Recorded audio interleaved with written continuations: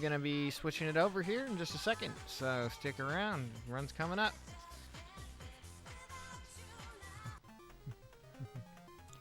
All right. So I'm Vi, or V input output, and this is 140. I'm gonna give a countdown, and then we can get started. So 5, 4, 3, 2, 1, go.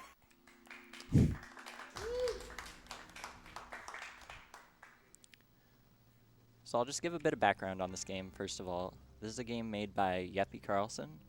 You may know him as the lead gameplay designer for Limbo and Inside, two pretty popular indie games. This is his first pretty much solo project. He designed and built the game on his own. He had help with the music from Jacob Schmidt. And in this game you just play as a geometric shape that changes shape based on what you do. And you go around each level and collect these orbs and put them in their pedestals. The game is a rhythm-based platformer, so it's kind of driven by its music, which runs at a constant 140 beats per minute. And there's kind of a unique thing to going fast in this game. We have these orbs that can be activated on their pedestals. They can only be activated every beat of the music.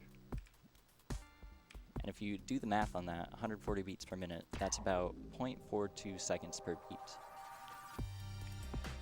So if you activate an orb a beat earlier, then you gain that time. And if you're not fast enough to activate the orb, you lose a cycle. So you lose that 0.42 seconds. And it's kind of reminiscent of the first Super Mario Brothers, where you have frame rules every 21 frames. Here you have beat rules. So essentially the game consists of playing through each level, waiting on these cycles, and then the last little bit of the level features a very precise movement that saves or loses you a beat roll. Like here I saved beat roll. You can kind of tell when the orb shoots down really quickly into the pedestal that you saved a beat rule, whereas if it kind of hovers a bit before it goes down, then you probably lost a beat rule. So coming up is a pretty recent skip that was found. It's also one of the hardest skips in the game. I can only go for it once, but we'll try and get it. I'll explain it as it comes. So the first thing you do is line up along this wall, and then you move on a specific beat. I think I got it. And you have to make a frame-perfect jump. Ah, so that was too early. Oops. So the idea is, if you jump into the corner of a platform, you can kind of clip into it. We call that a corner catch. And then if you jump again, you can jump with a lower height. And you can actually catch that orb, that last orb that I got, as it's going down into that kind of pit area. But I kind of jumped too early, so I had to wait it out a cycle.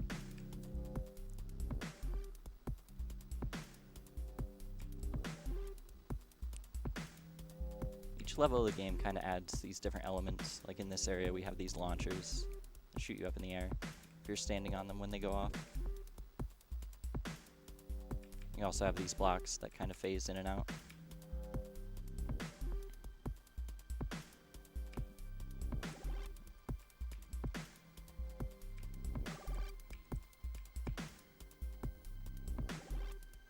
I should note that this level, 1-5, is actually the only level that does not follow the beat rule. So you can activate the orb pretty much at any time once you get it. You'll see that here. I'll probably activate the orb on an off beat.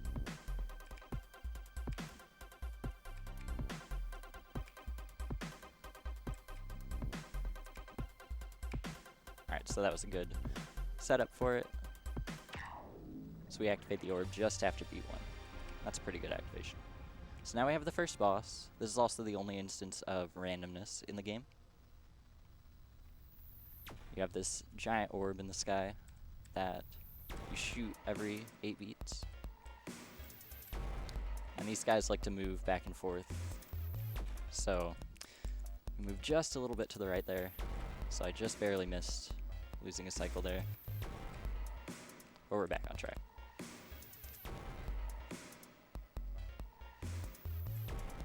So here's where the randomness comes into play. I have to hit this last guy twice, and he can move a random amount to the right. It was pretty far to the right, so we got good luck there. But essentially, based on that guy's position, we can save or lose 1 or 2 beat rolls here. I think we lost 1 based on that activation. But now we're on to World 2.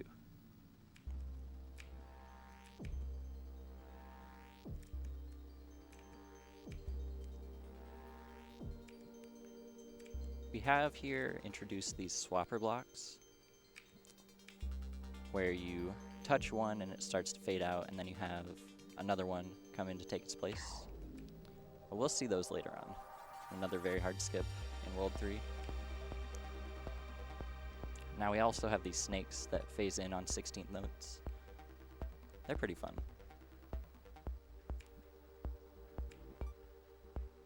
And just make our way. This level is probably a good time if we have a donation or 2. Alright. Doesn't look like we've had any new donations, but just want to remind everyone that every donation that you donate, 100% of that donation goes directly towards Direct Relief. So Direct Relief scores a perfect 100 on Charity Navigator, which evaluates charitable organizations, and they're actually the #1 ranked charity in 2016. They operate in 80 countries and all 50 states and provide disaster relief and assistance with poverty for those who are unable to afford medical assistance. And they are able to do this by quickly delivering medical resources as well as assistance to those who need. Alrighty, thank you. So the next level coming up has another pretty major skip called Leap of Faith, or World 2 skip. Explain that a bit more just after I make my way past these static pillars. Alright, so the idea is we have this static right above us. I'll try it once more.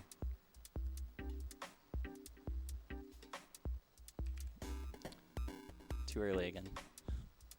One more time. Alright, that one was too late. The basic idea is you jump under it right as it disappears, just like that. And so you can save a cycle there, which saves about 7 seconds over having to wait it out. So you get the long disappearance cycle again.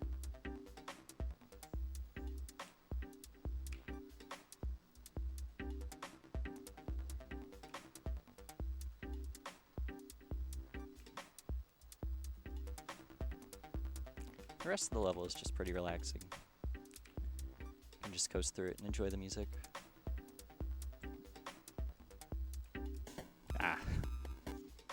Threw myself off.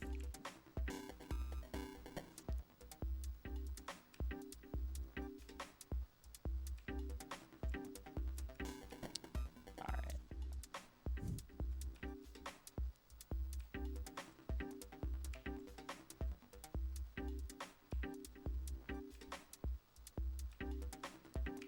When you get off cycle like that, it can be pretty tough to get back on track. Just because you have the muscle memory of what cycle you're normally on.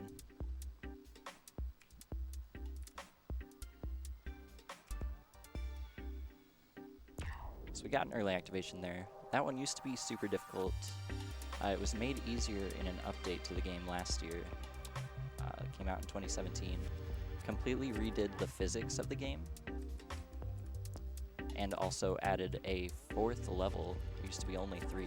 We will be seeing that later on.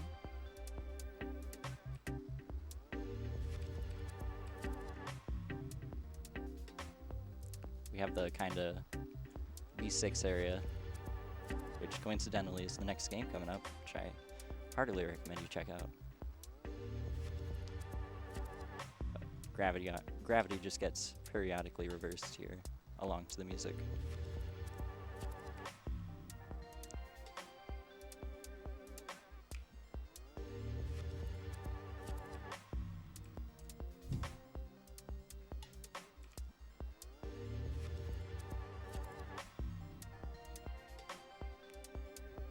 Now we have another tough early activation coming up. If I can just barely catch this orb. It's a little too low for it there. But if you just barely touch it and then come back up as soon as possible, then you can get another early activation here. So now we have boss 2. Boss 2 and boss 3 are kind of disappointing compared to the first boss in that it's always going to be the same. There's no randomness involved, so you just have to memorize the pattern here.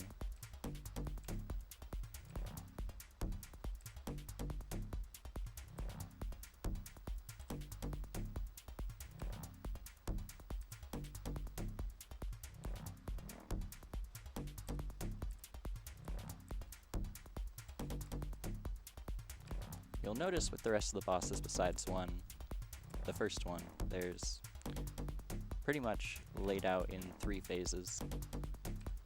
First phase introduces an idea, the second one complicates it, and then the third one really goes wild with it. So here we have this really big guy. It's gonna come down and do that. Now it's gonna follow us around, so we just have to avoid it and then pay attention to the walls coming down as well.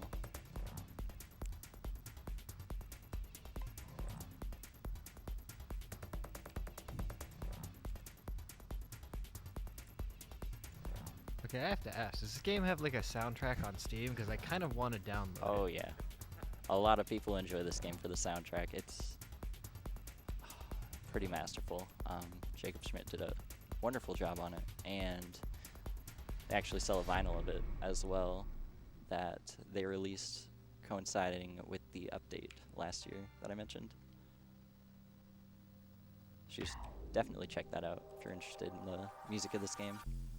It's really nice, just entrancing almost. Here in 3-1, this is probably the most difficult level for me. We have this skip called Bride. Alright. I'll try it a couple times and then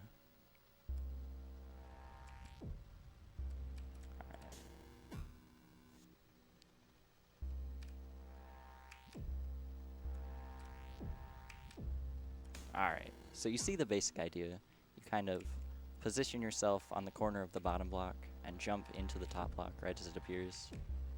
There we go. I got the simplified version of it there called Widow, where you just do the middle one. But it basically saves you having to go back and forth on that bridge a couple extra times. Just by clipping into that top swapper block.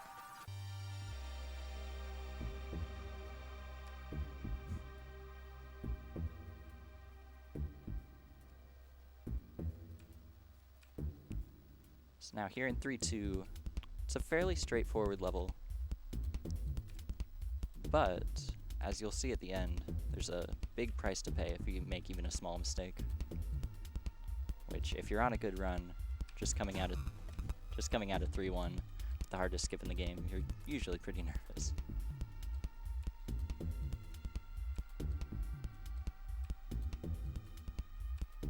There we go. So you'll see it here. We call this the Wheel of Fortune. This guy right here. Goes around. You can get the orb every 5th cycle. And if you do the level perfectly, you pretty much don't have to wait for it at all. But if you make any mistake, you have to wait 9 whole seconds for that orb to come around again.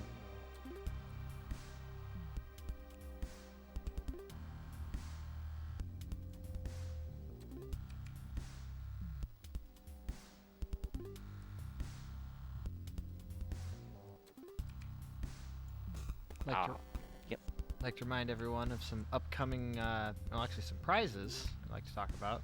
So throughout the entirety of the marathon, if you donate $100 in a donation, you are entered in a raffle with the chance to win a Nintendo Switch with a copy of Zelda and Mario Odyssey. If you don't have $100 to donate, well, you're in luck, because for $5 donation, you can get a factory-sealed, complete in-box copy of Drake and Josh for the Game Boy Advance.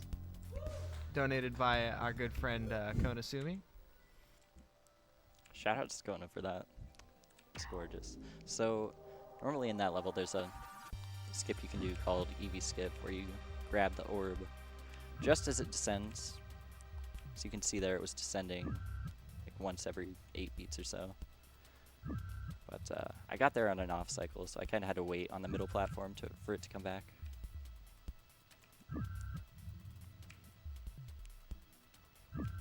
So now here, 3-4, we have the last level of the any percent run. Another fairly straightforward one. You just have to wait for these phaser blocks to shrink so you can get past them.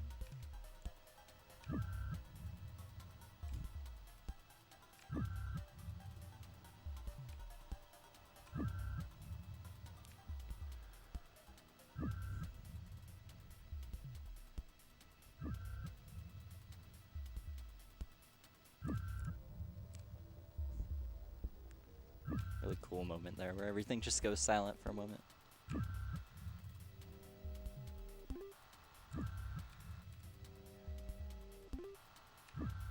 Alright, and at the end of this level, we have what we call Dream Crusher. Once again, if you're on a really good run, you've done all the hard stuff. Now you just have this simple thing, but it trips a lot of people up.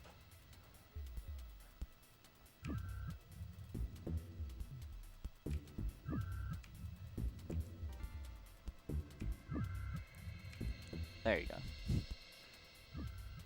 Looks very cool when it's done right. Alright, so now we have boss 3. And I can affirm, to show off the main mechanic here, this game did come out before Undertale, so didn't steal anything there. I'm getting some major Super Hexagon vibes.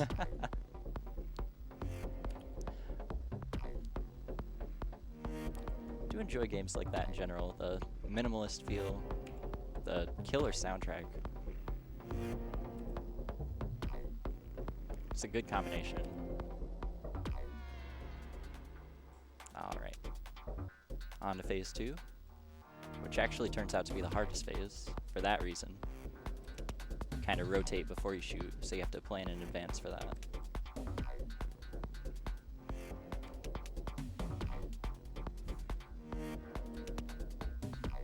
You also alternate how many times you rotate, so you have to keep track of that.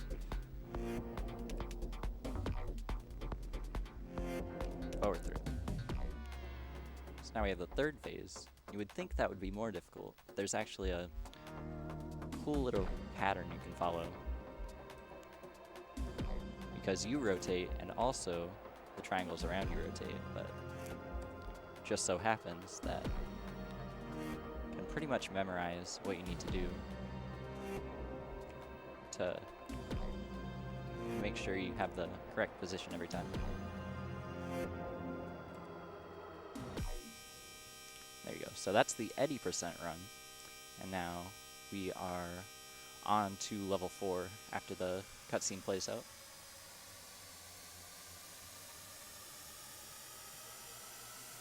Everything kind of goes nuts for a bit. And I apologize for everyone's bitrate.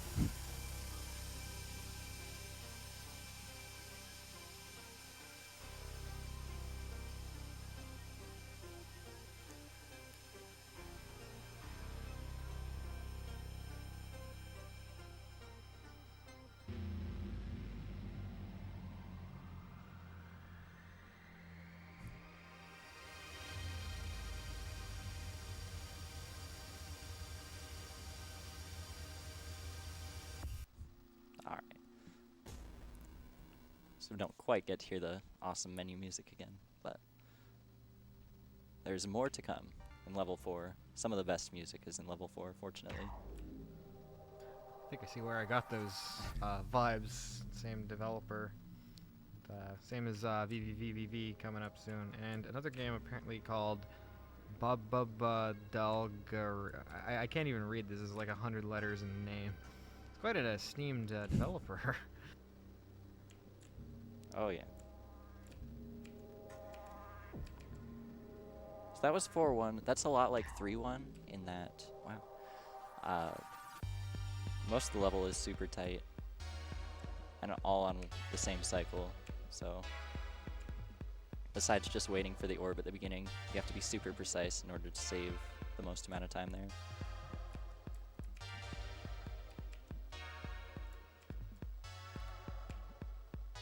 But yeah, 4-2 and the rest of World 4 introduces these offbeats and these complicated rhythms that you have to keep track of. It was just a little early there.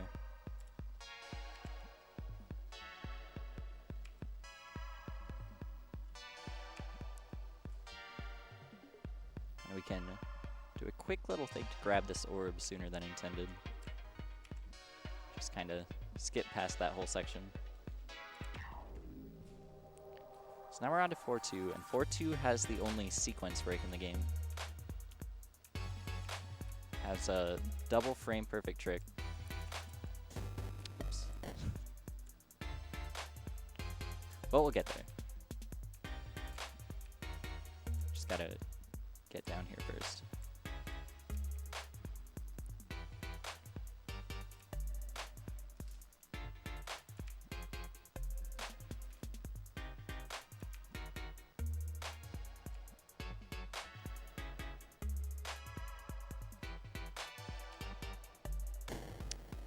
A little early again.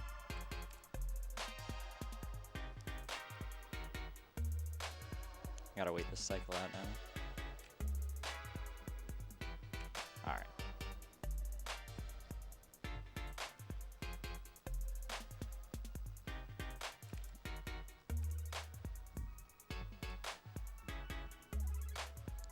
So here we have it.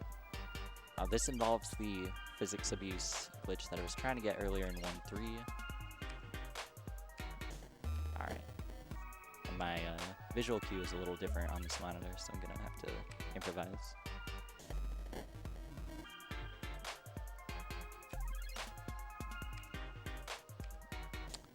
So we got the first part of it there. Got the corner catch. First time we were too high with the second jump. That time we were too low. That time I could tell I was too early. But we kind of keep going at this. Got time for a quick donation? Yeah, go for it. All right, we got $20 from Kiwi that says, the soundtrack on this game is rad. Thanks for showing off this great game. Thank you.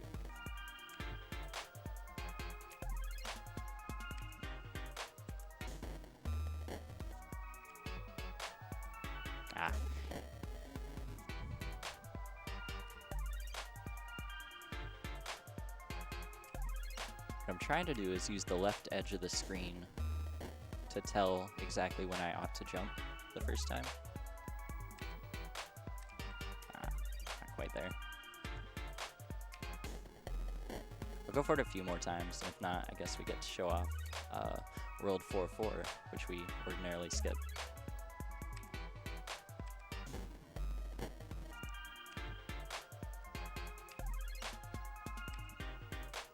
Oh, that was too early. We'll say 2 more. Not if I do that.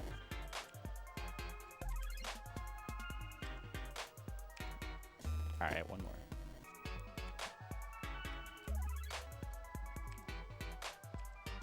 Yeah.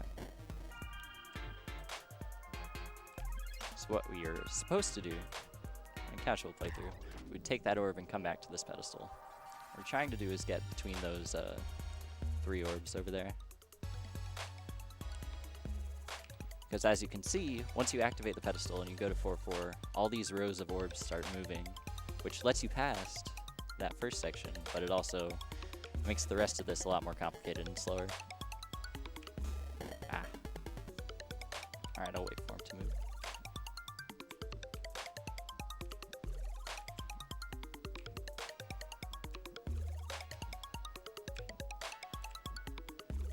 sure we don't die here.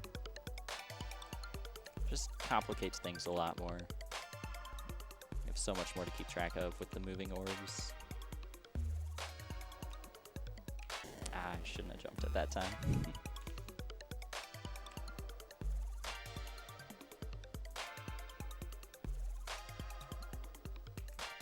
Whew. It was risky, but it was worth it. But, to be fair, 4.4 does have the best music in World 4, so do get to experience that.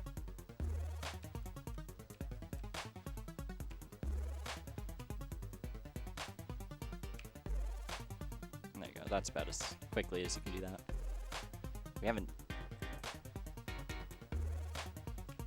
We don't know that much about 4.4, to be quite honest, what and what you can't make. Just because we found 4.4 skip fairly early on before anyone had taken all levels super seriously. Yeah.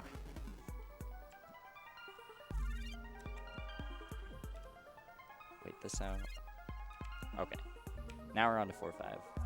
And if you recall, normally we would have the 4.4 orb over here, and it turns out you can actually activate orbs in any pedestals. So that's part of the sequence break. We just bring the extra orb over here. Oh. I'm actually doing the strategy we'd normally do if you had the extra orb, but here we don't have it. So now we have these launchers. You recall the ones from before that just launched you up in the air. Now these ones actually reverse gravity whenever you're standing on them.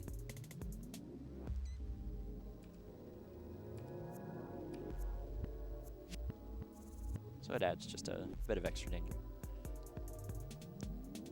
Just a couple more skips in 4.5, this being the first.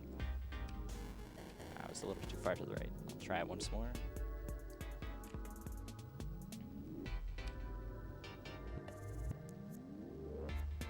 Alright, so we can skip past that second pit. Normally we'd have to go into it and wait to be launched up again. And then right here, if we move past this static really precisely, which we actually got, kind of impressed, then we can get launched up by the floor immediately and not have to wait an extra cycle for it to launch us. To activate that top block so we can get past. So once again, normally we would have the extra orb from the beginning of this level that we could just activate there, but since we don't have that, I have to go up here and get this black orb to take us to the boss.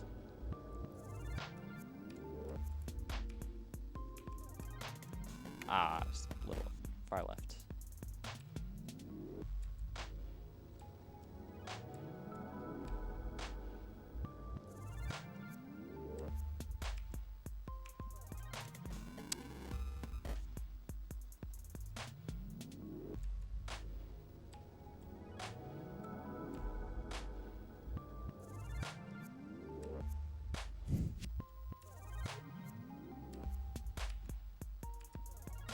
Those orbs are always in the same position, those static orbs, so you can learn to deal with them if you do that part over and over.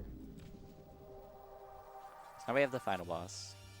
Once again, it's a 3-phase boss.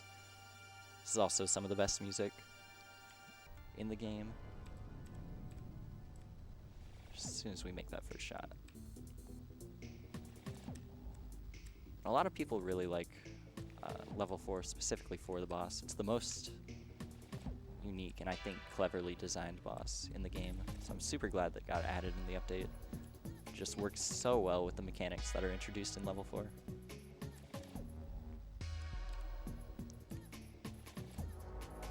Alright, it's the last phase, so time is coming up.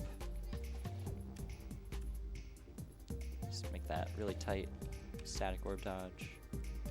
And time.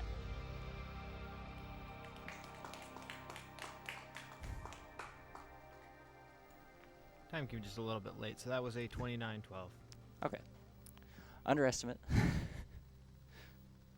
mean, having to play an extra stage doesn't really That's true. Doesn't really help. So Between the time save of not having to worry about the moving rows of orbs and not having to get the last orb to complete the game, yeah, that skip would save well over a minute, but not if you lose a bunch of time to it.